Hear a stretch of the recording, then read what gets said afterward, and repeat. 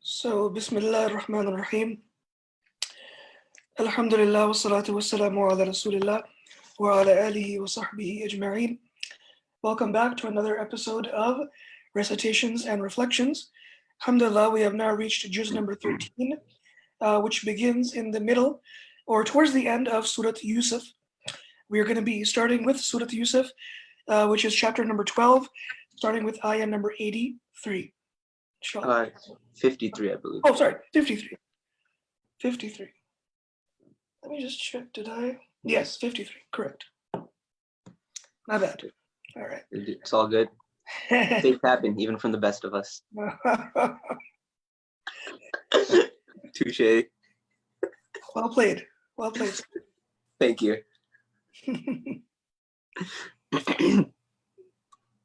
Should I begin, inshallah, or okay? Yeah, whenever you're ready and you see the ayah. Number 53. Yes.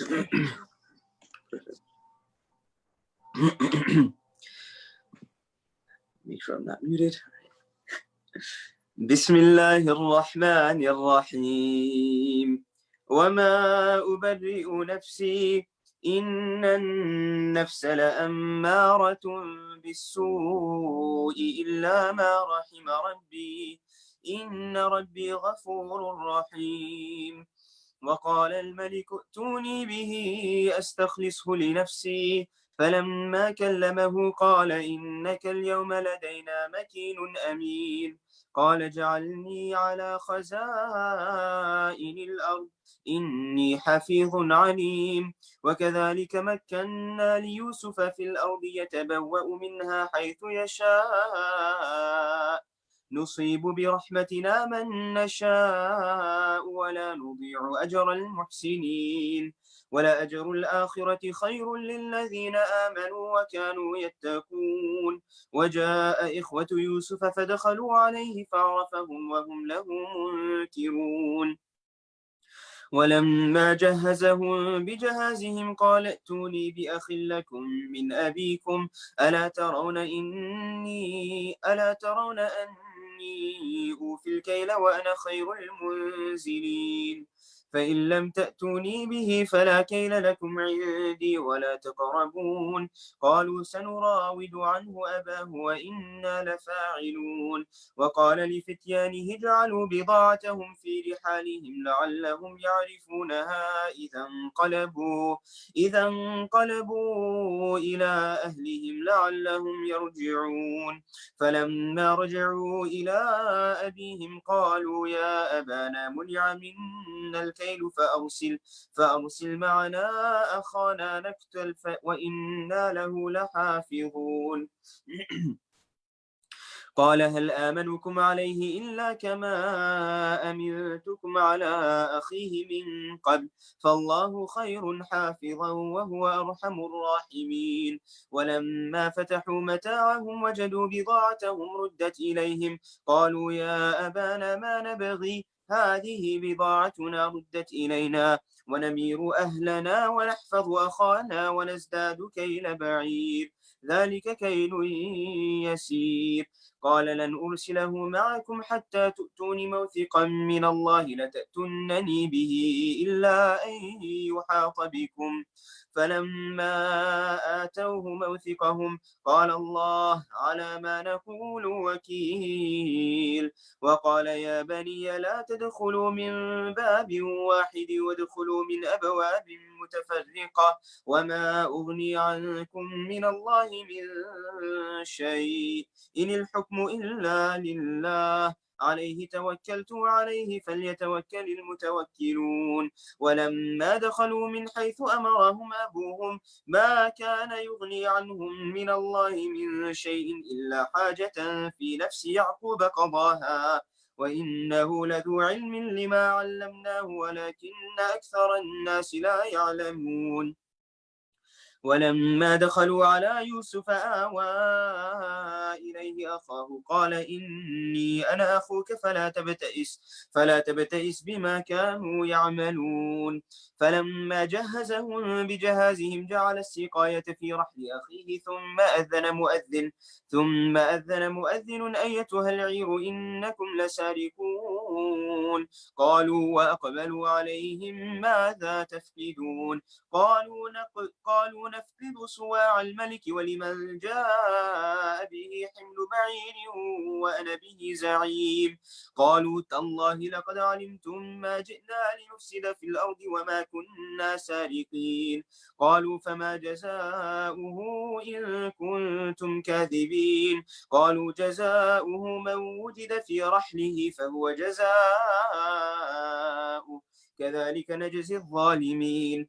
فبدأ بأوعيتهم قبل وعاء أخيه ثم استخرجها من وعاء أخيه كذلك كدنا ليوسف ما كان ليأخذ أخاه في دين الملك إلا أن يشاء الله نرفع درجات من نشاء وفوق كل ذي علم عليم.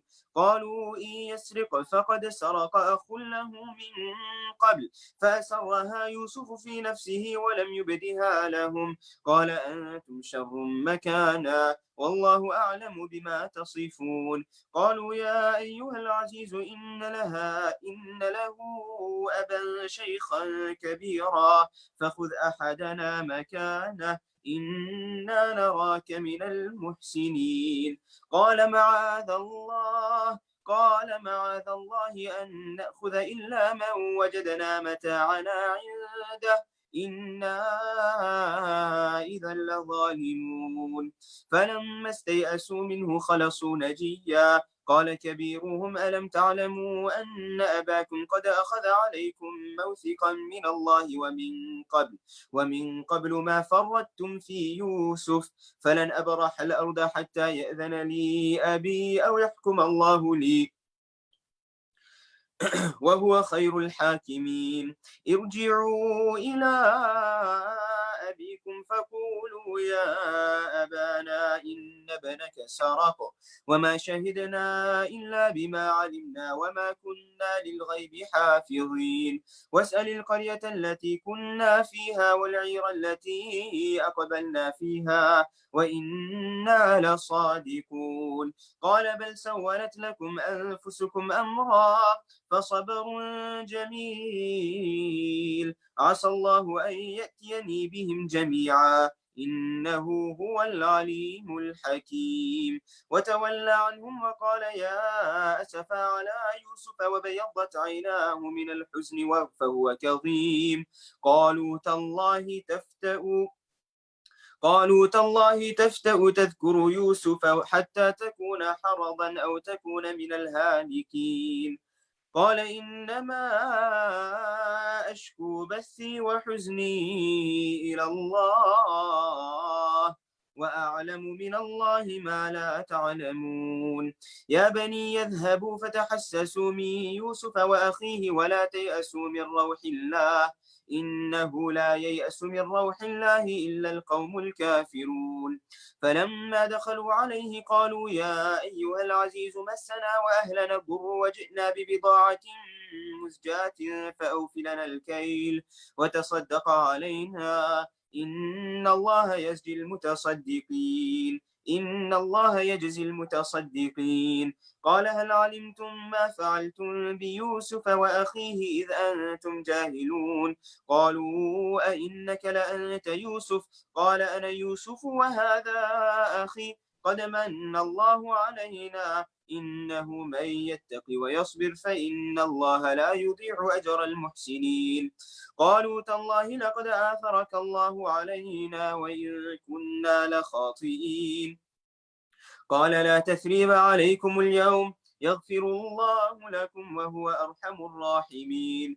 اذهبوا بقميصي هذا فألقوه على وجه أبي يأت بصيرا وأتوني بأهلكم أجمعين. ولما فصلت العير قال أبوهم إني لأجد ريح يوسف لولا أن تفندون قالوا تالله إنك لفي ضلالك القديم فلما أن جاء البشير ألقاه على وجهه فارتد بصيرا قال ألم أقل لكم إني أعلم من الله ما لا تعلمون قالوا يا أبانا استغفر لنا ذنوبنا إنا كنا خاطئين قال سوف أستغفر لكم ربي إنه هو الغفور الرحيم فلما دخلوا على يوسف آوى إليه أبويه وقال ادخلوا مصر إن شاء الله آمنين صدق الله العظيم.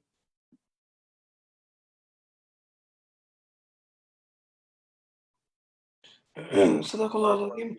Jazakallah khairan. Barakallah fikum. بارك الله فيك.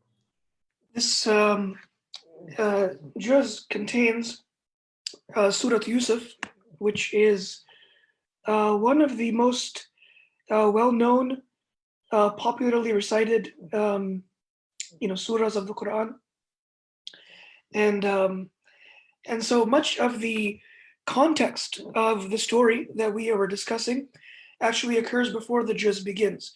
The beginning story of Yusuf alayhi salam and his brothers, and of course his father. The story of Yusuf and Surah Yusuf in general is unique in a number of ways. It's one of the few surahs in the Quran that was revealed at one time, and it was revealed at a very particular moment in the life of the Prophet ﷺ. And right from the very beginning of the surah, Allah subhanahu wa ta'ala says that لَقَدْ كَانَ فِي يُوسُفَ وَإِخْوَتِهِ آيَاتٌ لِلسَّائِلِينَ.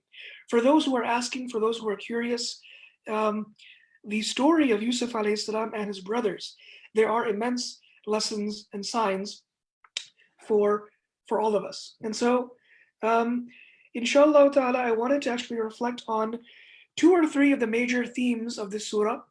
But before doing that, I wanted to actually set some background as to where we got here, because we started the juz in the middle of the story, when essentially Yusuf alayhi salam is now being reunited with his family. But what happened leading up to this event? The surah actually begins with Yusuf alayhi salam speaking to his father and telling him about a dream that he had the previous night. إِذْ قَالَ يُوسُفُ لِأَبِيهِ. When Yusuf alayhi salam said to his father, and it's important to note that Yusuf alayhi salam is a prophet, and his father Yaqub is also a prophet, and his father, the father of Yaqub, who is Ishaq, was a prophet, and the father of Ishaq, Ibrahim alayhi salam, was also a prophet. And so this family, when we're talking about his father and his brothers, this is not just some ordinary family. This is a family who received revelation from generation upon generation, and the tarbiyah and the upbringing and the moral teachings was something that was obviously, you can imagine, very, very pristine. However, we find in the genius of Yaqub alayhi salam, when he hears the dream of this young boy. Now, what was the dream? إِذْ قَالَ يُوسُفُ لِأَبِيهِ. When Yusuf alayhi salam said to his father, Yaqub alayhi salam, Ya abati, O my beloved father, inni ra'aytu, indeed I saw, أحد عشر كوكبا. I saw 11 stars, والشمس والقمر, along with the sun and the moon, رأيتهم لي ساجدين. I saw them making sajda to me. I saw them prostrating to me. Now, many classical commentators of the Quran have mentioned that this young boy who had been given wisdom from a very early age, it's almost as though he knew the interpretation of that dream and what that could mean. And obviously, as a young boy, he was a bit taken aback. He was scared, and so he consulted his father, what do you think I should do?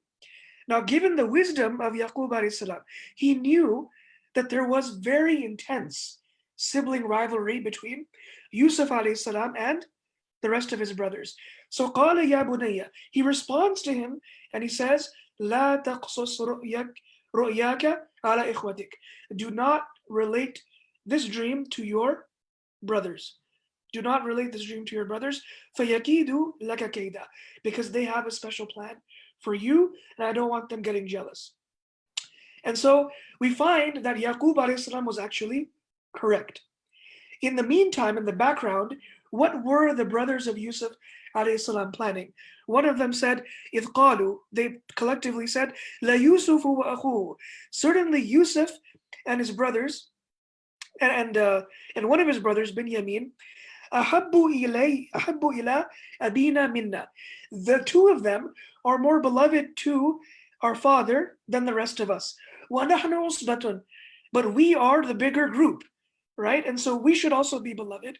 إِنَّ أَبَانَ لَفِي ضَلَالٍ مُبِينٍ, in this regard, we find our father to be in manifest error. And so what was the solution to that? One of them suggested that let us uqtulu Yusuf. Let's just kill him. Let's assassinate him, right? And then they kind of got to their senses and realized, well, we can't take that drastic of a measure. He's our brother after all. Let's do something a bit less. And so then, قَالَ قَائِلٌ مِّنْهُمْ, one of them suggested, لَا تَقْتُلُوا يُوسُف, let's not, end his life, وَأَلْقُوهُ فِي غَيَابَةِ الْجُبِّ, but rather let's throw him in a well and let's just be done with the matter. But there's one problem, and that is, how are we going to convince Yaqub alayhi salam to let Yusuf come with us? Because they obviously knew that Yaqub alayhi salam was on to their planning, and he knew very well about their jealousy. And so qalu, they addressed their father, Ya Abana, oh our father, Malaka, what's wrong with you? Why don't you trust us with Yusuf alayhi salam? At the end of the day, he's our sibling. He's our brother. La ta'manna ala Yusuf. You don't trust us with Yusuf? Wa inna lahu lanasihun. Well, we just want good for him. We want him to get out of the house and we want to show him a good time. And so eventually, begrudgingly, he sends Yusuf alayhi salam with his brothers. فَلَمَّا ذَهَبُوا بِهِ, when they took him, what ended up happening? وَأَجْمَعُوا أَن يَجْعَلُهُ فِي غَيَابَةِ الْجُبِّ, they end up actually throwing him into the well. They come back to their father, قَالُوا, and they say to him, Ya Abana, O our father, إِنَّا ذَهَبْنَا نَسْتَبِقُ, well, we started to race one another, وَتَرَكْنَا Yusuf, and we left Yusuf alayhi salam behind in the mata'ina, with the rest of our stuff. And while we were gone, فَأَكَلَهُ الذِّئْبُ, a wolf came and devoured him. And of course, before they threw him in the well, they took his shirt and they stained it with fake blood. وَجَاءُوا عَلَى قَمِيصِهِ بِدَمٍ كَذِبٍ, they brought a shirt stained with blood to basically prove that this is all that's left of Yusuf alayhi salam when the wolf ate him. Now at this moment, Yaqub alayhi salam, there's a quote that is mentioned a few times in this surah, that no matter how difficult life gets for Yaqub alayhi salam, losing not one son, but towards the end of the surah, another one, and no matter how difficult life gets for Yusuf alayhi salam, being captured by the wife of the minister, being thrown into jail, etc., both father and son, they repeat the same thing and they say, فَصَبْرٌ جَمِيلٌ, that patience is beautiful. And that is one of the major themes of this surah, how beautiful patience is in the face of adversity. And so, in the meantime, what happened to Yusuf alayhi salam? وَشَرَوْهُ بِثَمَنٍ بَخْسٍ دَرَاهِمَ مَعْدُودَةٍ, a caravan came and they started actually, trying to use the well, and lo and behold, in came a young boy. And so then they decided, we can use this boy, we can adopt him as a son, we can use him to do work in our household, we can sell him into slavery, there's plenty we could do, let's take him with us. Now eventually he ended up in the custodianship of the governor of that municipality, the Aziz. Now the wife of the minister, the wife of the Aziz, she was not a very wholesome or very good person.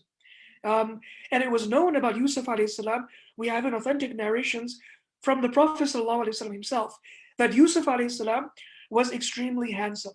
He was very good looking. And so the wife of the minister, she's described as being someone who was very much attracted and inclined towards Yusuf alayhi salam. And so the ayah says, وَرَاوَدَتْهُ الَّتِي هُوَ فِي بَيْتِهَا, And so when she came upon Yusuf alayhi salam, and remember, Yusuf is in her household. And so he's almost kind of being raised in her care. And so then when she kind of came, وَغَلَّقَتِ الْأَبْوَابِ, and she locked all of the doors. وَقَالَتْ, and she told him, هَيْتَ لَكَ, come towards me. This was a very difficult situation for Yusuf alayhi salam. You can imagine a young man who is very handsome, um, the one who has been nurturing him and giving him tarbiyah and giving him, upbringing for all of these years, now is telling him to do something that at his core he knows doesn't feel right. It's not right. And this is a lesson for all of us who, let's face it, we may not be scholars of Islam. We may not have devoted or dedicated years of our time studying, classical, lexicons and books and dictionaries and tafasir and explanations, etc. Right? But there are so many narrations of the Prophet ﷺ that mention, "Inna al-halal bayyin wa inna al-harama bayyin." What is halal is clear. Wa inna al-harama bayyin. What is haram is clear. Wa baynahuma mutashabihat. Between the two of them are some gray areas that which should be avoided. Now, when you honestly don't know the ruling to something, you don't know. The Prophet ﷺ tells us, "Istafti qalbak." Consult your heart. Consult your heart. At the end of the day, you know more about Islam than perhaps you give yourself credit for. Right? You don't have to be a scholar of Islam to know that lying is wrong, that cheating is wrong, that cheating people in business is wrong, right? Doing things that are unethical, immoral, or shameless are wrong. You don't need a fatwa. You don't need the statement of a scholar, right? By virtue of the fact that you're a Muslim, right? There's certain things that we just know, right? So he instinctually, qala, he responded to this command, ma'adallah, ma'adallah, which is basically like, I seek refuge in God. Innahu rabbi ahsana mathwai. How can I disappoint my Lord who has been so good to me? And this word Rabb here could mean obviously the Lord, Allah subhanahu wa ta'ala, or it could mean the minister who took him in and was essentially paying for him and raising him. Innahu la yuflihu al-zalimun. The wrongdoers are never successful, right? At a very young age, he knew this principle. And this does not negate the fact, by the way, that he was still a young man. And he potentially did have feelings as well. And the Quran talks about this in the very next ayah. وَلَقَدْ هَمَّتْ بِهِ. For sure, we know that she was inclining towards him, but also وَهَمَّ بِهَا. He was also inclining towards her. However, the difference was she did not know where the line was. As far as Yusuf alayhi salam, he reminded himself of his Lord. He physically said qala, he said ma'adallah, reminded himself of Allah subhanahu wa ta'ala, لَوْلَا أَرْرَأَى بُرْحَانَ رَبِّي. And if it were not for the proof of Allah subhanahu wa ta'ala, then he would have slipped. But Allah subhanahu wa ta'ala protected and safeguarded him from that. كَذَلِكَ لِنَصْرِفَ عَنِ السُّوءِ وَالْفَحْشَاءِ. And that is how we divert people who take the means to remind themselves of God when they have to make the tough choices between good and evil, between right and wrong. When they take the moment to think about what would Allah want. Allah subhanahu wa ta'ala offers his divine protection at that moment. إِنَّهُ مِنْ عِبَادِهِ مِنْ عِبَادِنَا الْمُخْلَصِينَ. Because he was one of our ones who worshipped and he was made to be sincere. Now, of course, that did not stop the wife from pursuing him. وَاسْتَبَقَ الْبَابِ. And so they both raced towards the door. And in the process, she started to kind of pull at his shirt, and his shirt ripped. And so when they, kind of got out of the room, it was decided that if the shirt is ripped from the front, then this is an indication, it's a sign that he was coming onto her, and to protect herself, she ripped the shirt. But if what he is saying is right, that he was trying to run away, his shirt would be ripped from the back, right? And so, فَلَمَّا رَأَى قَمِيصَهُ, when they saw the shirt being ripped, قُدَّ مِن دُبُرٍ, from the back, they realized that he was telling the truth and she was the one who was lying. Now, of course, back then there was no MTV, or there was no what do you call it?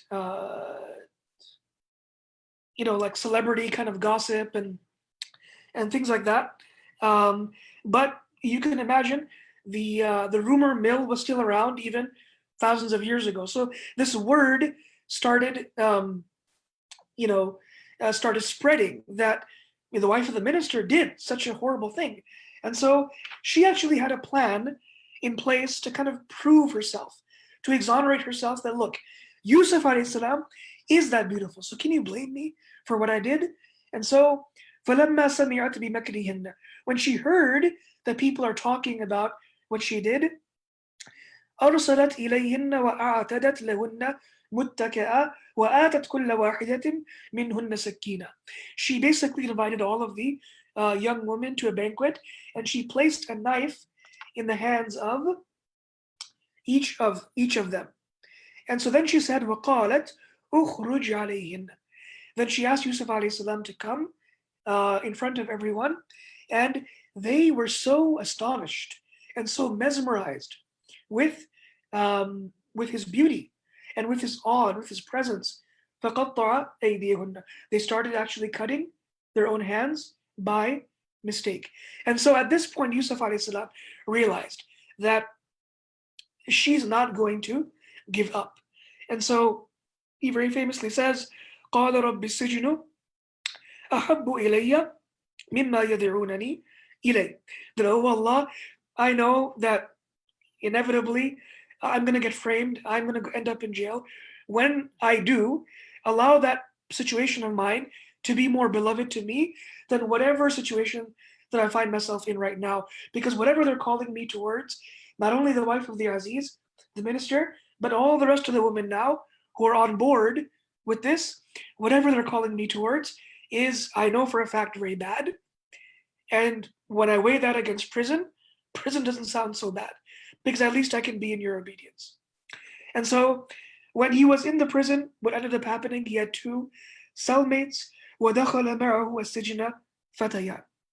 That two young men came along with him in the prison, and each of them had dreams during the night, and they asked Yusuf alayhi salam to interpret those dreams. قَالَ أَحَدُهُمَا إِنِّي أَرَانِي أَعْصِرُ خَمْرًا. One of them dreamt that he was basically squeezing alcohol, he was fermenting alcohol. وَقَالَ الْآخَرُ, the other one said, إِنِّي أَرَانِي أَحْمِلُ فَوْقَ رَأْسِي خُبَزًا, that on my head is some bread. تَأْكُلُ الطَّيْرُ مِنْهُ, the birds are eating from. نَبِّئْنَا بِتَأْوِيلِهِ, show us the interpretation of these dreams. إِنَّا نَرَاكَ مِنَ الْمُحْسِنِينَ, because we have come to know you as someone who is trustworthy. So why don't you interpret these dreams for us? What's interesting is, before interpreting these dreams, Yusuf alayhi salam actually starts giving da'wah to these people. That وَاتَّبَعْتُ مِلَّةَ آبَائِي إِبْرَاهِيمَ وَإِسْحَاقَ وَيَعْقُوبَ. As for me, I follow the legacy of Ibrahim, Ismail, Ishaq, and Yaqub, or rather Ibrahim, Ishaq, and Yaqub, his lineage, right? And asking them to worship only Allah alone, right? So even in prison, he is giving da'wah to these people. And then finally, he interprets their dreams under one condition: that when you get out of this prison, that mention my name to the king, so that I could be exonerated. I did not do anything wrong, and so I want to be free. But of course, the Quran mentions فَأَنْسَاهُ الشَّيْطَانِ ذِكْرَ رَبِّهِ, that the individual who left the prison, shaitan caused him to forget to mention his name to the king. However, the king ended up needing the services of Yusuf alayhi salam, because the king himself ended up having a dream of his own. وقال الملك إني أرى سبع بقرات سمان يأكلهن سبع إجاف. Right? And so there was some lean cows, some fat cows, and one was eating the other. وسبع سنبلات خضر وأخرى يابسات. And so essentially these were dreams predicting the years of success and the years of famine that were going to come in the kingdom thereafter. And so, obviously, at that time, the king did not know this. And so he asked the people of his court, Ya ayyuhal mala, O people of my court, aftuni fi ru'yaya. Interpret this dream for me, in kuntum li ru'ya ta'burun, if you can truly interpret dreams. Now, of course, these were just hacks. They didn't know anything about dream interpretation. So what did they say? قالوا, they said, أضغاث أحلام. These are just nonsense things that you are seeing, at night. They have nothing to do with anything. Now, because no one could interpret these dreams, that young man who had his dream interpreted in jail finally remembered that, you know what? There is one person whose name is Yusuf. He was with me in the prison, and he could interpret this dream for you. And so then he comes and interprets the dream that these 7 cows, the lean ones, the heavy ones, they basically mean 7 years of prosperity and 7 years of famine. In return for this service, Yusuf alayhi salam says, "Ij'alni ala khaza'in al-ard, inni hafizun alim." That get me out of here and give me some responsibility within the kingdom. Make me a treasurer because I am good with money and I am trustworthy and I'm knowledgeable, right? And this is kind of where the juz begins. This is where we started reciting from. And of course, the interpretation of these dreams came true. They were, in fact, 7 years of prosperity and 7 years of famine. Now, during the famine, everyone is affected, right? Everyone's affected, including the household of Yusuf alayhi salam and his brothers. So now they're in a position to get some extra food from the king and the minister. So they go essentially to Egypt to ask for some extra provisions. And so this is the first time now that Yusuf alayhi salam is being reunited with his brothers since they threw him in the well so many years back. However, Yusuf alayhi salam knows who they are, but they don't know who he is. فَلَمَّا رَجِعُوا إِلَىٰ أَبِيهِمْ. And so they go and they request for some provisions. Yusuf alayhi salam does not give them the full provisions. So when they go back to their father, they say, قَالُوا يَا أَبَانَا, O our beloved father, مُنِعَ مِنَّا الْكَيْلِ. We have been prevented from getting our full provisions. And we have to go back and get the rest of it, but there's one condition. This other brother of ours, that you love so much, you love Yusuf, right? And you cried so much at his loss that you became blind. There's another brother that you love as well. You should send him with us. When we go, ask for provisions. Because we get as many provisions as the amount of brothers there are. If he comes, he'll also get something. And so collectively, as a family, we will have more to sustain ourselves. And so they say, فَأَرْسِلْ مَعَنَا أَخَانَا. Send with us our brother. نَقْتَلُ إِنَّ لَهُ لَحَافِظٌ. We promise we will take good care of him. And so, very obviously, Yaqub alayhi salam says, هَلْ آمَنُكُمْ عَلَيْهِ إِلَّا كَمَا أَمِنْتُكُمْ عَلَى أَخِيهِ مِنْ قَبْلِ. That do you honestly think that I'm going to trust you with him the way I trusted you with Yusuf before? Right? And so, long story short, eventually they convince him one more time to bring along the young brother. He gives one advice that instead of going all together, وَدْخُلُوا الْبَابَ الْمُتَفَرِّقَةَ, that you go through different doors to remain safe. However, what ends up happening is Yusuf alayhi salam, recognizing his beloved brother, creates a situation that he is now going to be left inside of the castle, and the rest of them are going to go back to Yaqub alayhi salam. Essentially, he takes a goblet or like a cup and he places it in the bag of Binyamin, that beloved brother. And he says, look, there's been a robbery, there's been some theft, and so I'm going to check everyone's bags. And lo and behold, it comes out of his bag, and so he says, I'm going to keep him with me. Now, at this point, the brothers are panicking because this is the second brother that they're going to be entrusted with, and they're not going to come home with him, right? And so they come home with a heavy heart, Ya ayyuhal aziz, or rather, first they plead with the Aziz, who they don't know is Yusuf alayhi salam, inna lahu aban shaykhan kabira, that our father is very old, you don't know the situation. If we lose this brother, he was going to kill us. So please, take anything, but don't take him. فَخُذُوا أَحَدَنَا مَكَانَ. Take any one of us in his place. إِنَّا نَرَاكَ مِنَ الْمُحْسِنِينَ. We see that you're a reasonable person, so take any one of us. But of course, Yusuf alayhi salam says, no, I'm going to take him only. And so then uh, he sends them back to the father, but then he actually sends one of the old shirts of Yusuf alayhi salam. And Yaqub alayhi salam takes that shirt and he rubs it against his eyes, and it actually reminds him of Yusuf alayhi salam, right? And the other brothers accuse him that, look, you're just going crazy, you're just remembering him from all these years back, right? But he is determined that no, Yusuf alayhi salam, I've known this whole time he is alive, this is the proof. And so then all of them go back together to retrieve their brother, all of the brothers, the father and the mother, and finally they're in the presence of Yusuf alayhi salam with the entire family, the father, the mother, and all the rest of the brothers who planned and plotted all those years past. And he says to them, هل علمتم ما فعلتم بيوسف? That do you recall, do you remember what you did with Yusuf all those years ago? And so then they're looking at him like, how do you know who Yusuf was? How do you know Yusuf?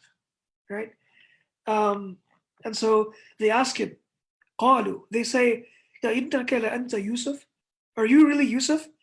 قال, he responds, أنا يوسف وهذا أخي. And that right there is my brother, Binyamin. قد من الله علينا. Allah subhanahu wa ta'ala has given us a lot of bounty. إنه من يتقي ويصبر.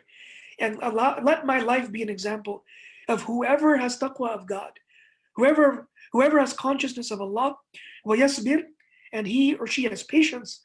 فإن الله لا يضيع أجر المحسنين. Allah subhanahu wa ta'ala will never waste the reward of those who excel in their faith, excel in their commitment to Allah subhanahu wa ta'ala.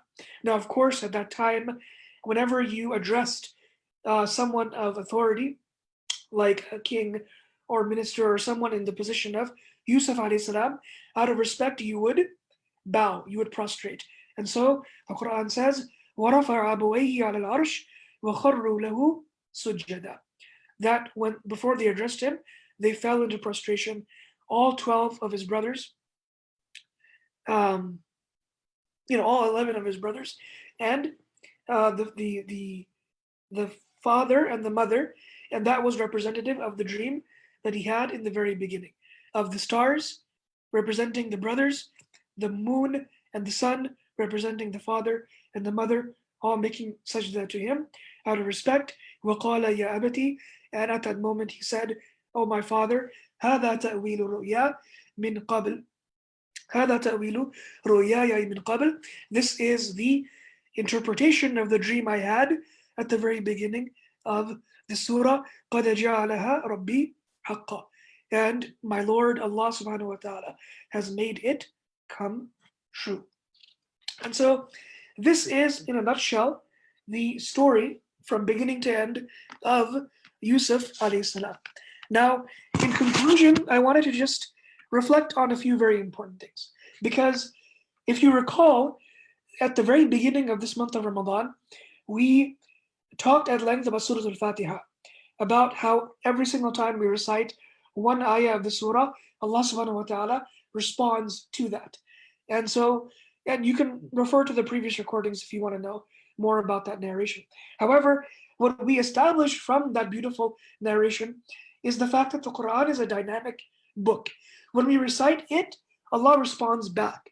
So there's a give and take, it's a conversation. We should not passively read the Quran, but rather we should be engaged fully in the Quran, right? And so one of the famous scholars of Islam, Shaykh al-Islam Ibn Taymiyyah, rahimahullah ta'ala, he mentions in his Al-Muqaddimah fi Usul al-Tafsir that the secret ingredient, the key to understanding the Quran is to always keep in mind who is the speaker and who is the audience. The speaker is Allah subhanahu wa ta'ala, and the audience is the Prophet sallallahu alaihi wasallam. And so The Quran was not revealed in a vacuum. It was revealed in the backdrop, the historical backdrop of the situations, the circumstances, and the life of the Prophet ﷺ. And so the reason why this surah was revealed in its entirety was that this surah was revealed towards the tail end of the prophetic life in Makkah al-Mukarramah, when the antagonism, the oppression of the Muslims was at an all-time high. They were planning on assassinating the Prophet ﷺ.